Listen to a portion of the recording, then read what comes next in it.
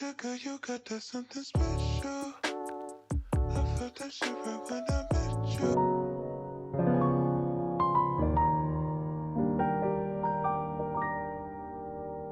Hello， 歡迎返到嚟 Audrey in Japan 呢條片會帶大家繼續九州南端嘅宮崎縣行程。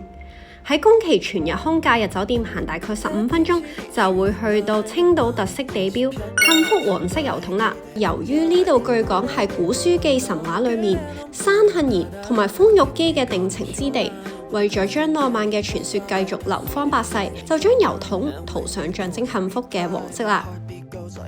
青島神社位於海島上面，同陸地之間由一座長100米嘅離生橋相連。開放時間係朝頭早6點去到日落為止。青島周圍環繞住被稱為鬼之洗衫板嘅奇特波狀岩石海岸。呢啲岩石喺退潮嘅時候就會完全顯露，同神社嘅朱紅色鳥居共同構成宮崎最具代表性嘅風景。神社過往由於被奉為聖地，1737年之前都係禁止一般人入內參拜嘅。後來得到旭肥藩主伊東允許之下解禁開放。日向神話館係首座立像神話館，館裏面用大概30座嘅雕像，以12個嘅場景故事介紹山幸賢同埋海幸賢嘅神話，同埋神武天皇平定大和等等嘅故事。神社備有多款嘅御守，有祈願開運、祈求順產同埋交通安全等等，而最受歡迎嘅就係夫妻御守啦，以日式婚禮傳統服飾為設計。另外仲有結緣御守同埋青島神社嘅抱葵樹為圖案嘅幸福御守。御朱印一套有2款，分別係喺右上角印有壓軸供奉拜神明嘅青島神社，同埋喺右上角印有日向國7福神嘅辯財天，仲有期間限定嘅圖案。海祭之拔係喺社務所旁邊嘅井口進行嘅儀式。玉之井傳說係龍神宮嘅入口，亦都係山幸賢同埋豐玉姬相會嘅地方。喺神農紙上面寫下你而家最想擺脫嘅煩惱、遺憾或者係惡運，對住張紙吹氣就可以將負能量轉移去到紙上面啦。將紙片放入神社裏面指定嘅龍神之井裏面。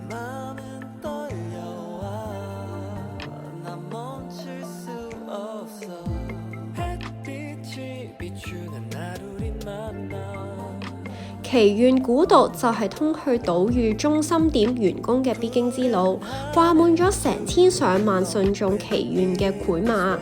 古道被茂密嘅亞熱帶植物所環繞，而步道本身就由碎石鋪成，營造出一種與世隔絕，彷彿踏入咗神話世界嘅神秘氛圍。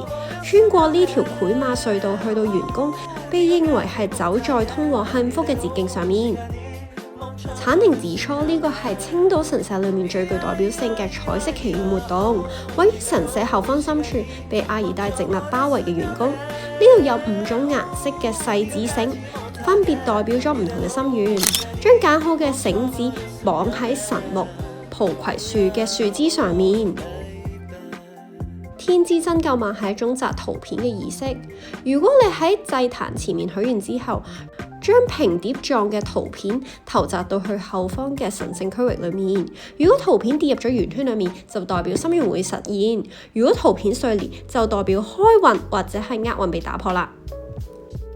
午餐嘅地點就係道之驛青雲橋。青雲橋公路休息站就係全日本高度數1數2嘅青雲橋附近。嚟到呢度第一時間就要去到2樓嘅觀景台，喺觀景台可以將青雲橋盡收眼底。可以一邊喺度舒緩自駕遊嘅疲勞，一邊享受片刻嘅悠閒。而橋面距離水面高達137米，曾經有東洋第一橋嘅美譽。1樓嘅販賣處提供大量當地嘅新鮮農產品，可以購買日之應町特產栗子同埋柚子嘅加工品等等。呢度都係著名傳統竹南編織藝術家廣島一夫嘅故鄉，當地嘅竹編工藝非常之發達。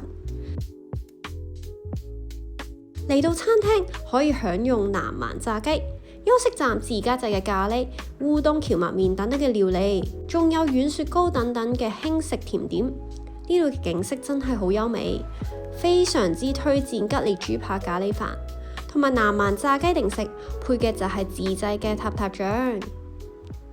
下一站就係高千穗峽谷啦，係九州最著名嘅自然景觀之一，以佢壯麗嘅柱狀玄武岩懸崖同埋詩意嘅真名井瀑布而聞名。交通方式最方便就係自駕啦，或者可以喺 JR 嘅熊本站或者宮崎市中心搭巴士去前往，又或者係參加從福岡或者係熊本出發嘅一日遊行程。划船遊峽谷係遊覽高千穗峽最受歡迎嘅方式，可以喺水面上面近距離咁欣賞真名井瀑布同埋壯麗嘅岩壁。強烈建議要提前喺網上面預約，尤其喺週末或者係旅遊旺季，現場嘅飛好快就會售罄啦。22年嚟過一次，提前喺網上面預約咗划船，但係好可惜嗰日水位太高，未能夠體驗。每艘船租借30分鐘，星期2至4就係4100円，星期5至1就係5100円。一般嘅營業時間係朝頭早8點半去到晏晝5點鐘，最後接待時間就係4點半。每艘船可以容納3人，有學齡前嘅兒童最多就可以容納4人。1月、4月、7月、10月就係定期安全檢查月份，有時會全日休息，記得要睇官網啦。上岸之後可以沿約1公里嘅長步道去漫步，可以由唔同嘅角度去俯瞰峽谷嘅景色、瀑布同埋周圍嘅植被。步道旁邊就有鬼伯嘅能量石，估計就重200噸，高達個3米。相傳日本股神三毛日野明曾經嚟到去高千穗地區，準備治理呢片土地。喺三毛決定討伐鬼伯嘅時候，鬼伯為咗炫耀自己嘅力氣，就隨手將呢個巨大嘅石頭抌向三毛啦。高千穗三橋，據講呢度係日本唯一可以見到風格各異嘅拱橋嘅地方，而且仲係3座添。附近有高千穗峽淡水魚水族館，入場費成人就600円，主要展示五瀨川流嘅各地魚種同埋嚟自世界各地嘅稀有淡水魚，一共大概有100種。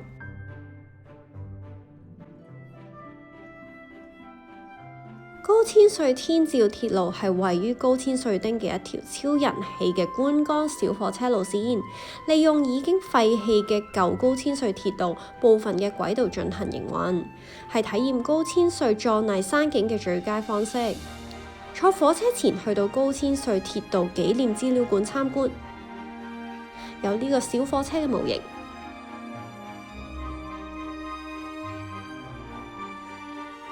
高千穗鐵道因為2005年9月最大風速有50公里嘅颱風14號造成嘅損毀而停止營運，其後籌募資金去復興。呢度就可以見到當年廢棄嘅月台、鐵軌嘅設施，同埋作為以靜止展示停靠嘅舊列車車廂啦，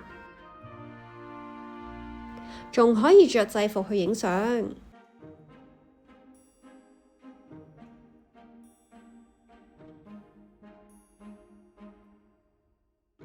觀光小火車喺舊高千穗站出發，去到高千穗鐵橋，往返大約5公里，全程大概係30分鐘。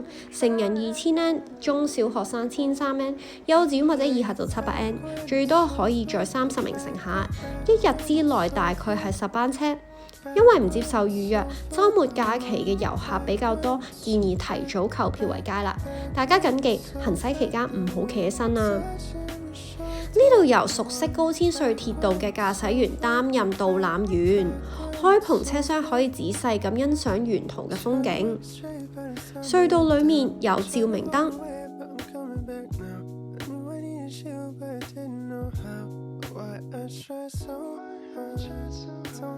去到日本最高嘅鐵道橋，係105米高嘅鐵道橋上面欣賞峽谷嘅醉人景色。春天就有綠色新葉，而秋天就色彩斑斕嘅樹葉。小火車暫停之後，駕駛員就會示意大家可以企起身啦，然後佢就用呢個包包巾放泡泡俾大家影相。不過當日就超級大風，所以泡泡就有少少咁亂飛啦。大家冬天去就建議着多少少，同埋戴帽。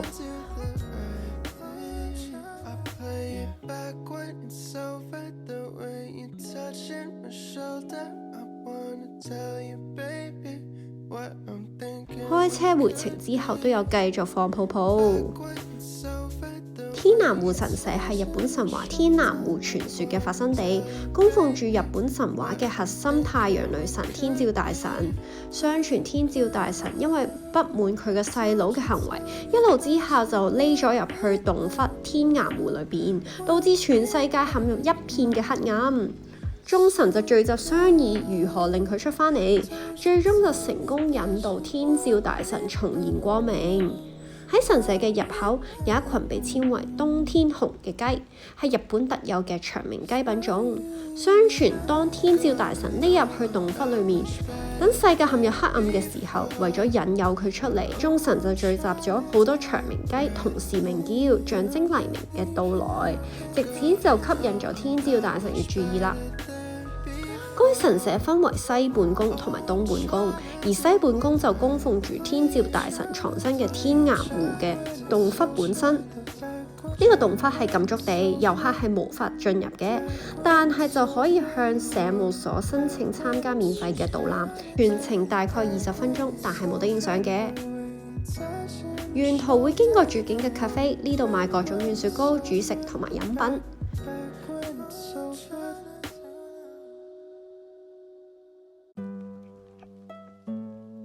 神社行大概10分鐘就會去到天安河原，沿途會有好清晰嘅指示牌。沿住小道越往前走，小石塔就越嚟越多啦。洞穴裏面同埋周圍嘅河岸堆滿咗無數遊客為咗祈福許願而搭起嚟嘅小石塔，場面相當壯觀，充滿咗神秘嘅靈氣。據講，只要誠心誠意咁樣堆起石頭，願望就會實現。跟住落嚟就進入神話裏面眾神討論如何將天照大神帶出天岩湖嘅洞穴啦。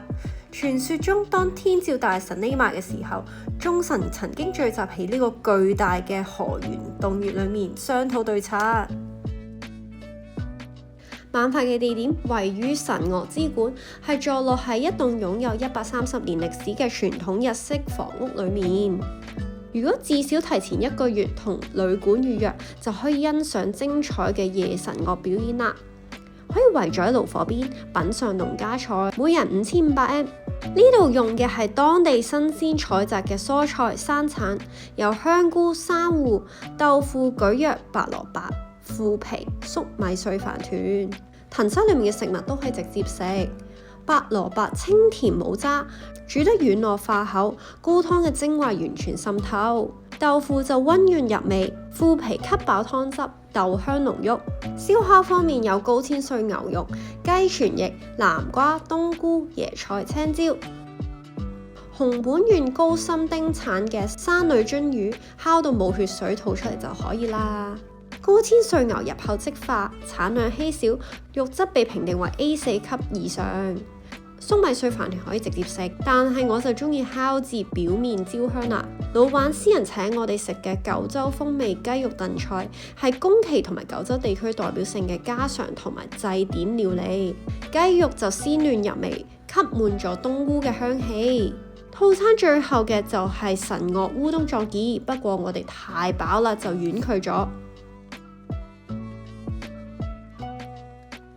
飯後我哋去高千歲神社嘅夜神樂鑑賞，呢個係去宮崎高千歲地區最具代表性嘅文化體驗之一。夜神樂係一種傳統嘅祭祀舞蹈，起源於日本神話裏面天照大神躲入去天岩湖嘅故事。當地居民認為神樂係同神明共享歡樂、祈求豐收同埋平安嘅方式。夜神樂嘅意思就係夜晚舉行嘅神樂，係從傍晚開始去到第2日結束，好似舞蹈劇咁嘅神道藝能。呢個習俗已經有超過800年歷史，1987年被指定為國家重要嘅文化財產。為咗方便冇辦法睇到每年11月去到2月舉行嘅夜神樂嘅遊客，喺高千歲嘅神社裏面，每日夜晚都會舉行叫做高千歲神樂嘅表演。將完整嘅33段神樂舞裏面嘅4段精選出嚟呈現俾遊客。每日晚上8點開始，全程係大概1個鐘。門票每人係1000円，小學生免費。7點起就會喺神社嘅神樂堂受理處接待。買門票之後入場，如果已經喺線上面預訂咗，就去前台檢查預訂嘅二維碼，可以自己帶墊去坐。我哋開場前15分鐘去到已經冇墊可以借啦，而且現場人比較多，如果想坐比較前嘅位置，就要早啲去到。神體之舞就係最後嘅舞蹈，兩位男女神親密互動，象徵結緣同埋豐收，氣氛熱鬧有趣。兩位仲會跑落台同觀眾互動，為咗祝願大家幸福美滿。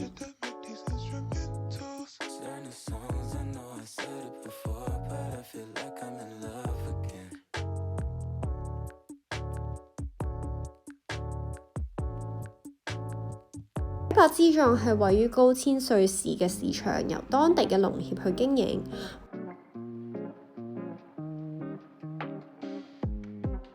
呢間直銷店經營各式各樣當地嘅新鮮蔬菜同埋加工農產品，主要係產自高千穗町。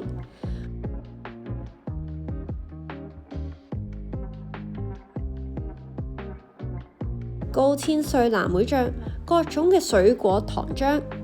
宮崎縣盛產高品質嘅柚子同埋栗子，各式各樣嘅茶葉。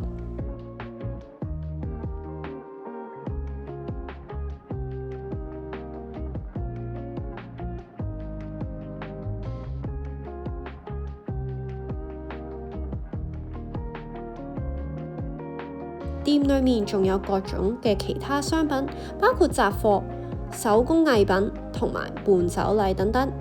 人氣極高嘅日本動漫《我推的孩子》裏邊，高千穗就係整個作品命運嘅起點啦，亦都係多一個關鍵劇情發生嘅地點。高千穗神樂嘅伴奏樂器神樂笛，迷你枯山水嘅園林，日本傳統甜點花米米花，各種人氣嘅膠樽飲品，例如係芒果汁、日向下紅茶、酒精飲品、牛奶、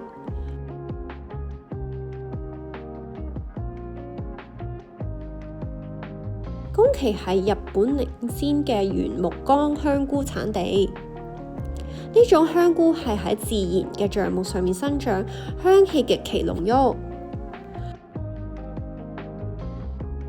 Hotel Grateful Takashio 非常之適合自駕遊嘅旅客，酒店提供免費嘅停車場，距離高千穗峽谷同埋高千穗神社等等主要嘅景點都只需要短暫嘅車程。房間乾淨整潔，雙人房空間十足，可以攤開兩個大型嘅篋。酒店樓下就係 Family Mart 便利店，大堂亦都可以買到手信。早餐供應時間朝頭早6點半去到9點，餐廳嘅景色非常之舒服。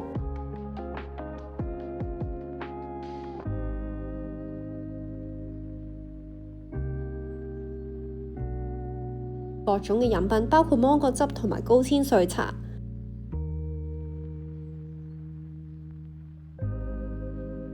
沙律菜係酒店自家農場供應嘅有機菜。小朋友嘅餐具都齊備。日式早餐配菜納豆、海苔、穀物豆腐等等。主菜烤魚同埋牛肉可樂餅。高密早餐同埋娛樂，味噌湯同埋紫菜蛋花湯，麵包有焗爐，咖喱